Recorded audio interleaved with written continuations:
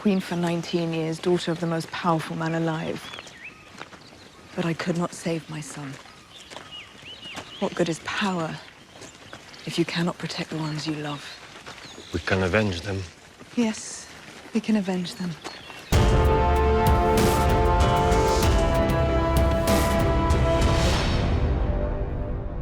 Hey everyone, welcome back to my channel. I started a series a few months ago that looks at how the final season of Game of Thrones could have been fixed from the point we left off in the story after season 7. As I've mentioned before, this doesn't give Dan and Dave a pass on the many issues on the show that started in season 5. It's just to emphasize how we could have still received a somewhat satisfying conclusion even after season 7. So with that in mind, let's dive in. Now, of all the videos I've done in this series so far, Cersei presents the biggest challenge because there were huge problems that occurred in Season 7 that make fixing her character a bit more difficult than it was for Jon, Dany, Jaime, and Varys. So what we have to do first is clean up some of those messes the best we can, and the biggest one is the aftermath of Cersei's destruction of the Sept. Nothing comes of it in Season 7. This would have had huge ramifications for her. Cersei would have lost so much support for eliminating the High Sparrow and most of the leadership of the Faith of the Seven. People are not going to be happy that she incinerated them. In addition, Marjorie Tyrell, who was very popular with the common folk, was also a casualty, along with her father Mace. Cersei even killed her own uncle, Kevin Lannister. On top of that, what was left of the King's Council perished as well. And then King Tommen decided on his own to join them all. This was a raw, brutal power grab, and many citizens in King's Landing would rebel against her. There was even some collateral damage in the surrounding area from the Sept's explosion. As a result, innocent civilians lost their lives as well. So how do you fix this? While it's usually best to show rather than tell, that all needed to be done in Season 7. So to start Season 8, we'd need to use some exposition to cover up some of the holes. It would need to be explained that there have been riots and civil unrest in King's Landing previously. There should also be a resistance there in place, which I think would also be used to further Cersei's downfall.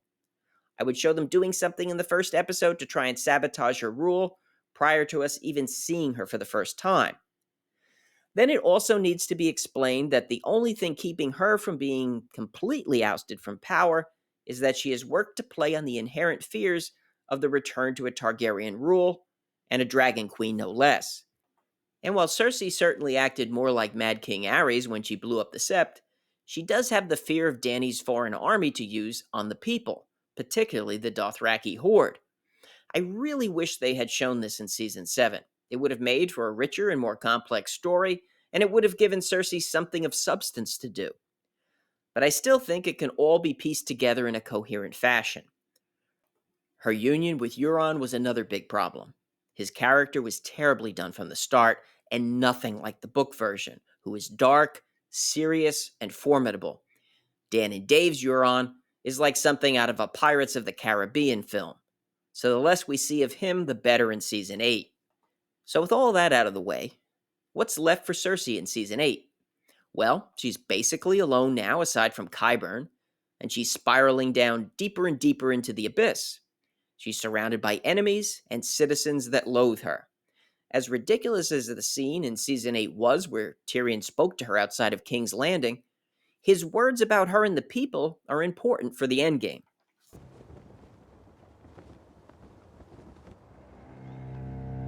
I know you don't care about your people. Why should you? They hate you, and you hate them. We need to see a lot of the unrest in King's Landing, and Cersei being a prisoner of her own actions in the Red Keep. As I mentioned in my video on Jaime, I felt that after he cut the cord with Cersei in Season 7, that his arc was more of one of sacrifice in the North, and I think that's not only important for his character, but for Cersei's too. When she's learned that he's died, it'll be the final thing to push her over the edge. And this is where we can bring Euron back for a cameo. He can say something ridiculous and glib about Jaime's death, and then she'll have the Mountain kill him. So the scene serves two purposes.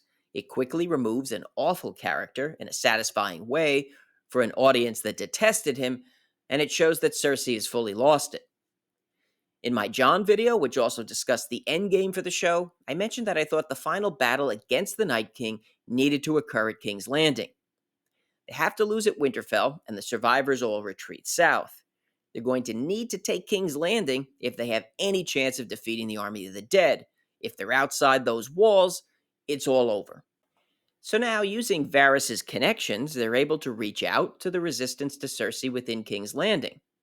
And while they might be able to get them into the city, the biggest concern at that point would be stopping her before she could light more wildfire caches like she did with the Sept. And there's one character who has had her entire arc set up for just such a difficult mission that requires stealth and secrecy. That's how she should be used, not this laughable and nonsensical garbage. This is the appropriate way for Cersei to go out.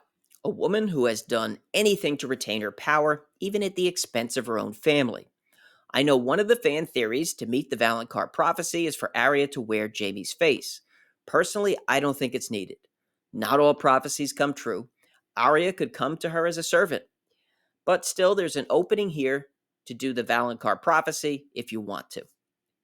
As for Arya, she was a character like most fans I loved in the early seasons.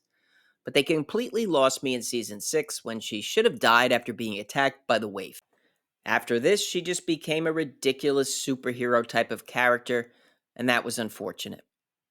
If we're to give her the best sort of ending possible, even amidst this mess, I think having her more sullen and reflective after she has achieved all of her revenge, and yet she feels empty as a result of it, would be a good fit.